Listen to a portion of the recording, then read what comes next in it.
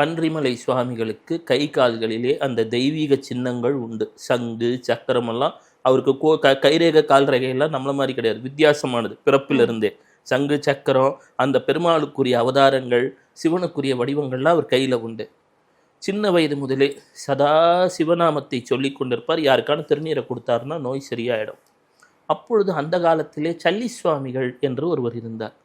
இந்த சல்லி சுவாமிகள் என்ன சொல்வாருன்னா, அவர் தாயார் இருந்த ஊரிலே சதா விநாயகனை வழிபட்டு இந்த பழனிக்கு போகிற வழியில் வரவங்க கிட்டலாம் ஏதோ ஒரு சல்லின்னு ஒரு காசு இருக்கும், 8 அணா 4 அணா, அதை வாங்கி குழந்தைகளுக்கு கொடுப்பார்.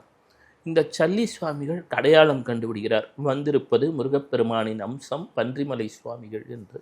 இந்த சல்லி சுவாமிகளிடம் விநாயக மந்திரத்தை உபதேசம் பெற்று விடுகிறார்.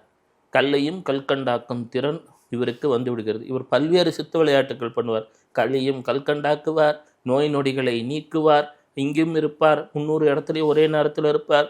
அவர் இன்று அழைத்தாலும் இந்த இடத்திலும் இருப்பார். இப்பொழுது இதை கேட்டுக்கொண்டிருப்பவர்கள் வீட்டிலும் இருப்பார்.